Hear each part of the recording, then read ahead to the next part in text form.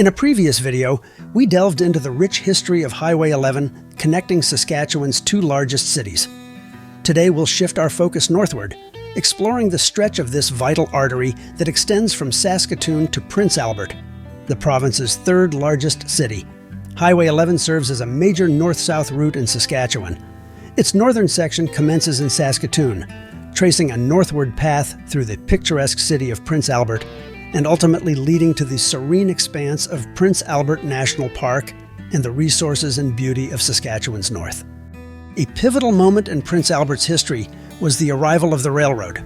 While the community had taken root in the 1860s, one of the government's responses to the 1885 Northwest Resistance was to establish rail access to the region. On September 4, 1890, the first train chugged into Prince Albert on the Qu'Appelle, Long Lake and Saskatchewan Railroad, a line originating in the provincial capital and traveling via Saskatoon. In its early days, road travel was a challenging endeavor, limited to trails that crisscrossed the landscape, reminiscent of those that predated the railway. Saskatchewan resident Les Moffat summed up those early roads this way. The roads were just prairie trails, which wound around bluffs and up and down hills. These roads were quite adequate for horses, but were a different story for cars. Very few of the roads went on the square, where the road allowances were finely surveyed. When it rained, there was always a mud puddle at the bottom of every hill, and every car that went through made the ruts deeper and deeper until you were stuck. The coming of cars soon made a big difference. The prairie trails proved inadequate and road allowances were graded and built up. Culverts had to be installed where the natural water ran. The new graded roads were a big improvement, but many a muddy mile was driven over the country roads. Gradually, some of the main highways would get some gravel, and it was quite a pleasure to pull off of a muddy country road onto a few miles of gravel.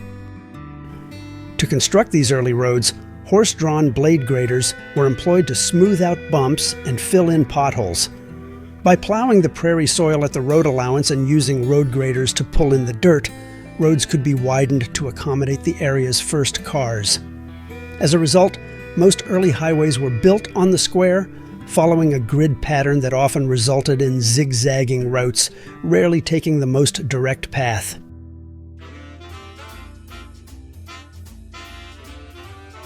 Let's journey back to the Roaring '20s and embark on a virtual road trip from Saskatoon to Prince Albert. Back in those days, Provincial Highway 12 was the designated route connecting these two cities. The journey would have been a significant undertaking, as the highway was still in its early stages of development. Departing Saskatoon northbound on Avenue A, which would later be renamed Idlewild Drive in the 1960s, you'd journey north and cross what was then Highway 5, 14 miles north of Saskatoon. Keep in mind, the city of Martensville didn't exist at that time. Martensville's history dates back to 1939, when Isaac Martens and his son Dave purchased land 12 kilometers north of Saskatoon. While most Saskatchewan towns originated around an elevator and railway for grain handling, Martensville's development was centered around a school established to serve the area's children. By 1961, the population scattered across Mr. Martin's land had grown sufficiently to form a hamlet. In 1966, Martensville's population had outgrown its hamlet status and applied for incorporation as a village. Within just 3 years, the community transitioned from a village to a town in 1969.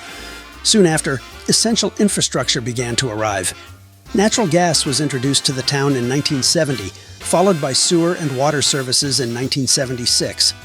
In 1975, Centennial Drive became the first street to be paved, a project initially undertaken by the Department of Highways. By 2009, Martensville had achieved city status and currently boasts a population of approximately 11,000. After traveling 24 miles further, you'd reach a point 2.5 miles east of Hepburn, where you'd turn east and travel 11 miles to an intersection just north of Hague. From there, you'd turn north for 10 miles, then turn east towards Rosthern. Continuing east from Rosthern another 4.5 miles, you'd turn north, traveling 10 miles until you reach Duck Lake. Taking a meandering route through the Nisbet Forest, as there were no grid roads to follow, you'd emerge southwest of McDowell. Traveling north of McDowell on Meridian Road for 6.5 miles, you'd turn east for 10 miles before arriving at Highway 2, where you'd journey north into Prince Albert. It was a long drive, and definitely not the most direct route. Back in the 1920s, less than 5% of grid roads were gravel. Most were just dirt roads following the road allowances. It was a journey of 109 miles, 22 miles longer than today's route. Assuming an average road speed of 40 miles per hour, as you'd have to slow down for every corner in every town, not to mention the trail through the Nesbitt Forest, it probably would have taken at least 3 hours, and that's in the best case scenario, assuming you didn't get stuck in the mud, as was common at the time. As traffic increased in the early 20th century, the need for wider paved roads became evident.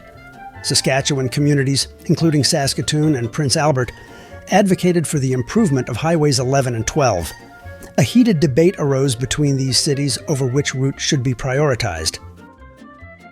Saskatoon Mayor Robert Pinder argued for the importance of these highways in connecting major centers and facilitating tourism and transportation, including travel to the recently built Dundurn military camp. Prince Albert Mayor Harold Fraser countered Saskatoon's argument, advocating for the prioritization of Highway 2. He emphasized that Highway 2 was a more direct route between the northern and southern parts of the province and a more appealing option for American tourists traveling to Prince Albert National Park. In 1950, the provincial government announced its decision to prioritize the paving of Highway 11 between Saskatoon and the capital. By October 1952, this section was fully paved. Highway 12, connecting Saskatoon and Prince Albert, however, received less attention during this period. A 1956 highway map reveals that it remained almost entirely gravel.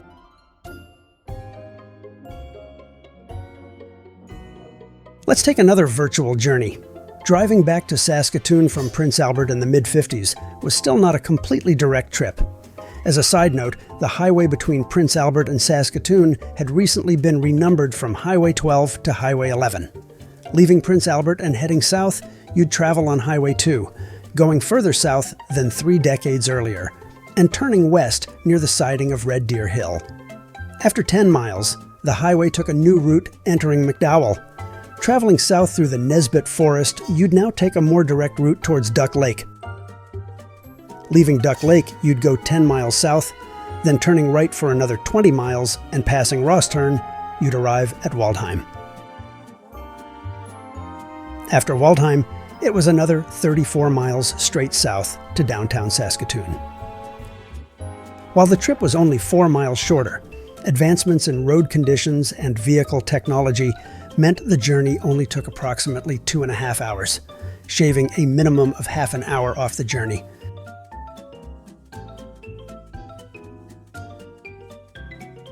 Following the completion of the Trans-Canada Highway in 1962, federal funds became available for provincial highway projects. Highway 11 was recognized as a crucial transportation route from a national standpoint and consequently received federal funding under the National Highways Project. The highway between Saskatoon and Rosthern was partially paved, and the remaining section was oiled to create a dust-free, all-weather surface. In 1964, the final remaining gravel section of the highway between Rosthern North to its junction with Highway 2 was also oiled. During the late 1960s, the Saskatoon to Prince Albert portion of Highway 11 underwent significant improvements.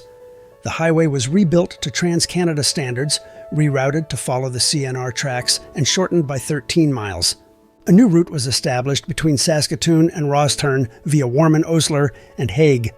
The Rosthern to Prince Albert segment was upgraded and fully paved, while the McDowell to Prince Albert section was rerouted for a straighter course.